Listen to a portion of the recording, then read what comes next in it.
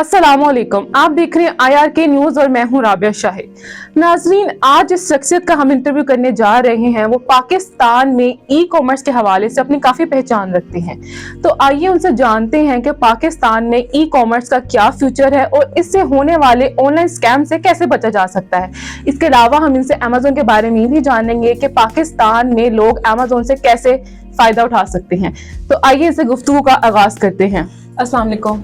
वालेकुम सलाम। कैसे हैं आप? अल्हम्दुलिल्लाह।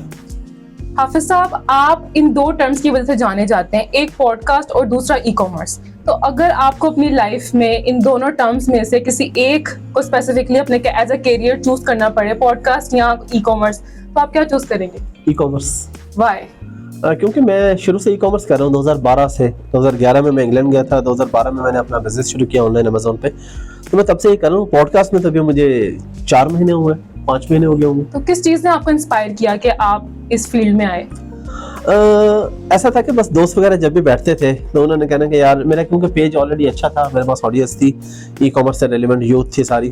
तो उन्होंने कहा कि यार पॉडकास्ट शुरू करें आप भी, बाकी भी दोस्त कर रहे हैं आप भी करें। फिर हमारी जो टीम है उसमें मीडिया के काफ़ी लोग हैं, तो उन्होंने कहा कि जी आप कर दें स्टार्ट।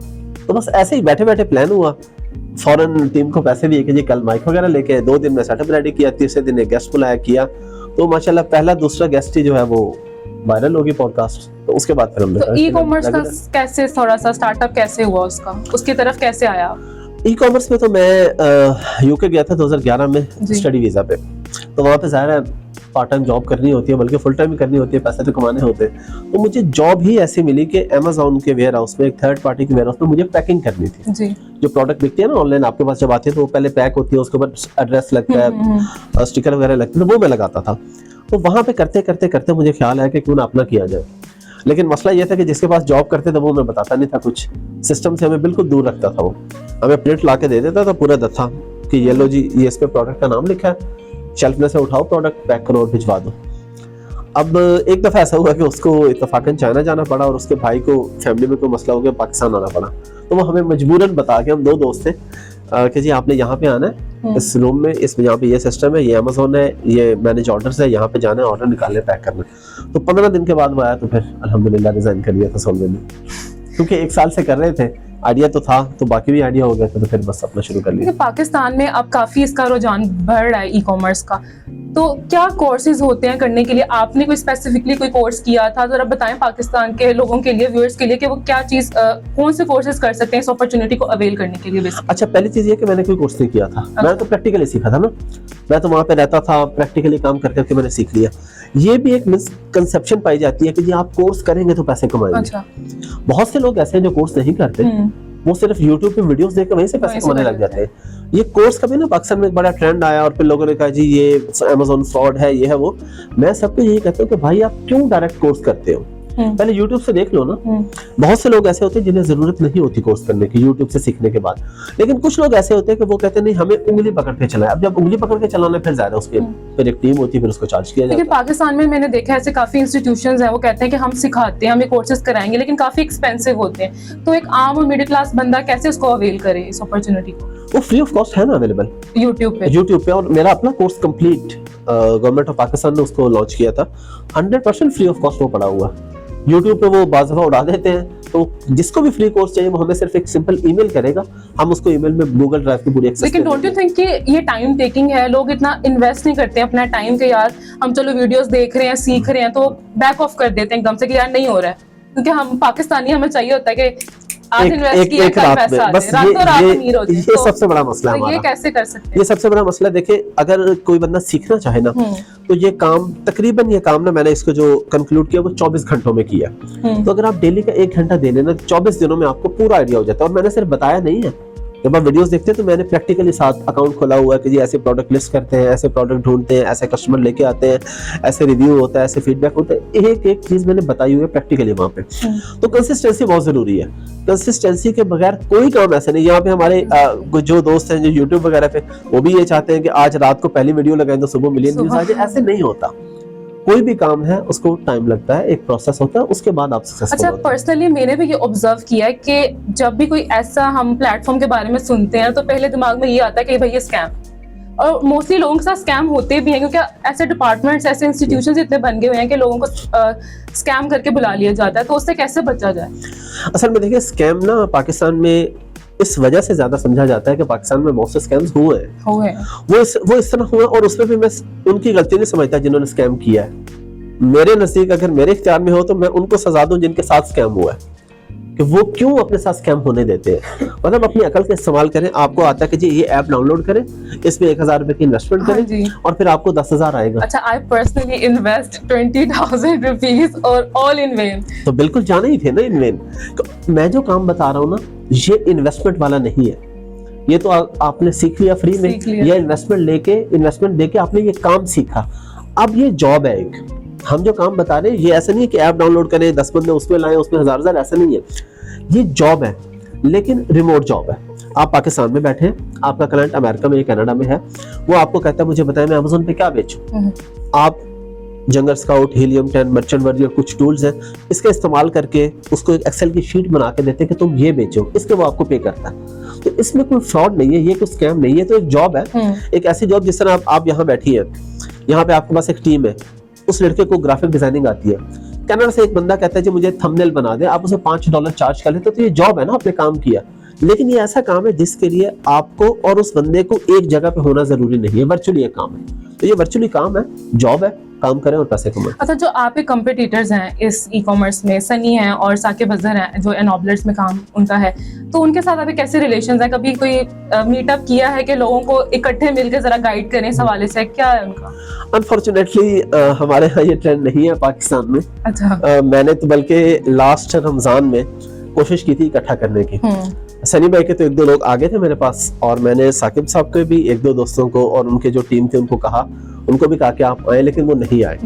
रमजान में हमने बहुत बड़ा मीटअप किया था पंजाब यूनिवर्सिटी में, जिसमें मैंने सब जो इन 2 के अलावा और भी 5, 7, 8, 10 लोग हैं जो छोटे छोटे लेवल पे भी काम करें, मैंने सबको इन्वाइट किया, लेकिन वो नहीं आए, उनकी मर्जी। वो ये मसला है पाकिस्तान में, हर बंदा ऐसा सोचता है कि मैं बस। और मैं आपको मजे की बात बताऊं, पाकिस्तान में जितने लोग काम कर रहे हैं ना, उनके पास कोई रिकॉर्ड नहीं है कि उन्होंने कब ये काम शुरू किया। मेरा तो रिकॉर्ड है। कोई भी बंदा जाए, मैं आपको बता रहा हूँ, गूगल पे HMRC की वेबसाइट पे जाए यूके में, और वहां पे लिखे रोही लिनन या मेरा नाम लिखे, तो 2013 की कंपनी है मेरी अमेज़न में जिसमें मैं काम कर रहा हूँ। 2013 से 2012-13 की मेरी HMRC के रिकॉर्ड में कंपनीज और मैं टैक्स पे कर रहा हूँ। तो अल्हम्दुलिल्लाह एक प्रॉपर ट्रैक रिकॉर्ड है, लेकिन हमारी ख्वाहिश यही है कि सब लोग इकट्ठे हों, उससे पब्लिक का फायदा होगा। सर, अमेज़न के बारे में तो मोस्टली सब जानते हैं, तो जरा पाकिस्तानियों के लिए आम अल्फाज में, जरा आसान अल्फाज में बताएं कि अमेज़न है क्या और लोग इससे कैसे फायदा उठा सकते हैं। सादा अल्फाज में हम दराज की बात कर लेते हैं। जिस तरह पाकिस्तान में दराज का सबको पता है, दराज पाकिस्तान में है, आप दराज पे ऑर्डर करते हैं, आपके पास आ जाता है। अमेज़न इंटरनेशनल मार्केट प्लेस है जो कि अमेरिका में है, कनाडा में, मैक्सिको में। अगर हम यूरोप में आ जाए तो UK, Germany, France, Italy, Spain, Netherlands में भी आ गया। फिर हम मिडिल ईस्ट में आ जाए तो सऊदी अरब और दुबई में अमेज़न है, फिर टर्की में अमेज़न है, इंडिया में अमेज़न है, जापान में है। क्यों नहीं है? देखिए, पाकिस्तान अभी बहुत पीछे सवाल है। अमेज़न का अकाउंट जो बनता है ना, वो बनता है 106 मुल्कों से, लेकिन अमेज़न है अभी 11-12 मुल्कों में। तो पाकिस्तान तो 106 मुल्क में है। पाकिस्तान तो 2 साल पहले अमेज़न की लिस्ट पे है, तो अभी तो 70-80 मुल्क और रहते हैं जहाँ पे Amazon as a market place आएगा। तो सून, एनी टाइम सून कोई चांस है? नहीं, कोई चांस नहीं है, कोई चांस नहीं है, इन्फॉर्मेशन नहीं है, कोई नहीं, हमें जरूरत भी नहीं है। देखिए, हमने जो पैसा कमाना है वो कमाना है सर्विसेज देके और अमेज़न पे बेच के। तो हम पाकिस्तान में बैठ के अमेज़न पे बेच तो रहे हैं, अमेरिका में और यूके में। पाकिस्तान में जब आएगा तो उसका फायदा होगा कि लोग खरीदेंगे, तो खरीदने को पाकिस्तान में दुनिया की हर चीज मिल जाती है, बहुत सी वेबसाइट्स है। तो हमें जो बुनियादी जरूरत है वो है सेल करने की, एक्सपोर्ट करने की, जिससे हमारे मुल्क का फायदा और हमारा भी फायदा हो। हाफिज साहब, अमेज़न पर कुछ लोग अपनी प्रोडक्ट्स लॉन्च करते हैं और शुरू में तो काफी सक्सेसफुल ऊपर काम जाता है उनका, लेकिन एकदम से एक डाउनफॉल आ जाता है, डूब जाते हैं उनके पैसे। तो क्या वजह है इसकी? उसमें 99% केसेस में उनके साथ फ्रॉड हो जाता है। वो चोरी करते हैं, लोग पाकिस्तान में ही करते हैं। सर्विस प्रोवाइडर्स जो होते हैं वो ये करते हैं कि, मैं नाम लिए बगैर बताता हूँ, पाकिस्तान में एक बंदा है, उसके पास जो भी बंदा आता है उसको लॉन्च करवाता है अमेज़न की $50,000, $1,00,000। अब उसने 5-6 लोगों को लॉन्च करवा दी। लॉन्च करवा के देखा कि इसके वाली अच्छी चल रही है, तो बैक डोर से अपनी भी वो लॉन्च कर ली। अच्छा। अब जब अपनी लॉन्च कर ली और आपके पास दूसरे की लॉन्च का पूरा डाटा है कि ये PPC जिसे हम स्पॉन्सर ऐड कहते हैं, उस पर कितना पैसा लगा रहा है, इसके रिव्यूज कितने आ रहे हैं, इसके फीडबैक है, उसके पास सारा डाटा है। उसका खुद ही डाउन करना शुरू कर दिया और अपने को अप करना शुरू कर दिया, तो उस बेचारे के साथ फ्रॉड हो जाता है। तो बेसिकली जब भी आप किसी के साथ लॉन्च करें, किसी कंपनी के साथ, उनसे रिटर्न में ये लें, उनसे हल्फिया बयान लें कि भाई ये जब सक्सेसफुल हो जाए फिर अपनी नहीं कर दोगे।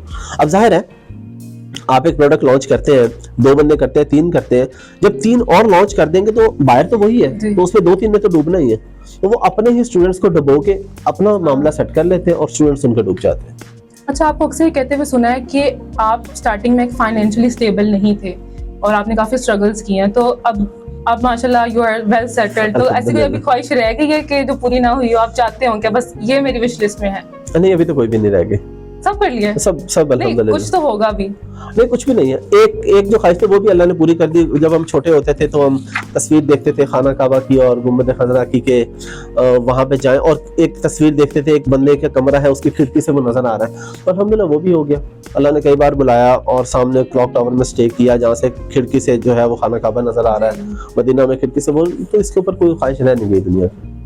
अच्छा, आप अपने पॉडकास्ट में बेशुमार लोगों को दावत देते हैं, कोई ऐसा वियर्ड एक्सपीरियंस कोई गेस्ट का, कोई हमारे व्यूअर्स के साथ शेयर करना चाहें?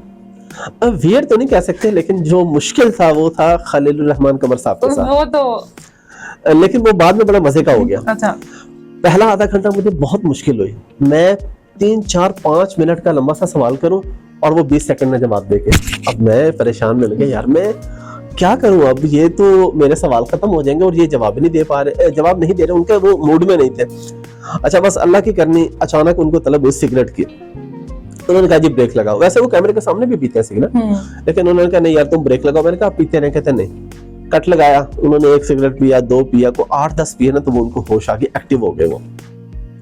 और फिर मैंने कहा खलील साहब, अगर आपको कोई बात बाद में भी याद आ जाए ना जाके कि ये मैंने बोल दी है जो नहीं बोलनी चाहिए थी, तो मुझे कॉल कीजिएगा, मैं वो बात काट दूंगा। कहते वाकई ऐसा करूंगा? मैंने कहा बिल्कुल ऐसा करूंगा। यार तुम तो बड़े शानदार आदमी हो, अब जो पूछना पूछो।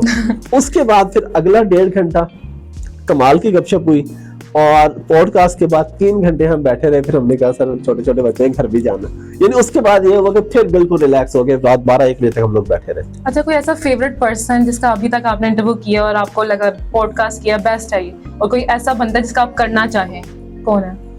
करना चाहे में तो अभी बहुत सारे लोग रहते हैं, लेकिन मैंने टॉप ऑफ द लिस्ट कौन है?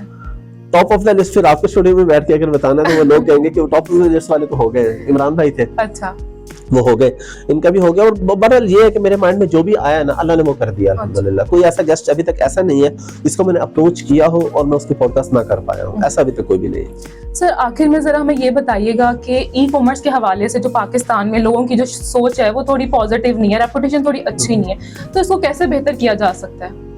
देखिए, इसको बेहतर ऐसे किया जा सकता है कि आप इन्वेस्टमेंट बिल्कुल ना करें। इस चक्कर में आए ही ना कि आपको कोई ईमेल करे, आपको कोई मैसेज आए कि जी आप ये ऐप डाउनलोड करें, फिर 10 लोग लाए, पैसे नहीं लगाने। जब पैसे नहीं लगेंगे तो रेपुटेशन ऑटोमेटिकली ठीक हो जाएगी। यूट्यूब से सीखें, सीख के काम करें, सर्विसेज दे के पैसे कमाएं। एक पर्सनल क्वेश्चन आपसे पूछने लगी, पूछ लो। पूछे। आप लोगों को काफी मशवरे दे रहे हैं कि ऐसे ऐसे पैसे कमा सकते हैं, आपकी खुद की इनकम स्ट्रीम क्या है? कितने लाखों में, डॉलर्स में आप करोड़ों में पैसे कमा रहे हैं? जरा हमारे व्यूअर्स को बताइएगा ताकि वो भी इंस्पायर होके आए ना इधर। मैं बिल्कुल अल्हम्दुलिल्लाह अच्छे पैसे कमा रहा हूँ। मैं उसका सिंपल से ये बताता हूँ कि अगर किसी को मेरा एनडीएन नंबर चाहिए तो मुझसे ले ले और रिकॉर्ड देख ले मेरा। अल्हम्दुलिल्लाह टैक्स मिलियंस में है, ये मैंने मिलियंस, लाखों की बात नहीं कर रहा, मिलियंस में मैंने एफपीआर को टैक्स पे किया हुआ है अल्हम्दुलिल्लाह, और मैं अभी भी कर रहा हूँ। तो अल्हम्दुलिल्लाह जब आप इतना मिलियंस में टैक्स पे करते हैं इसका मतलब है कि आपको अच्छे पैसे आते हैं। अल्लाह का शुक्र। जी sir, thank you so much, आपने हमें अपना टाइम दिया। Thank you. अल्लाह हाफिज।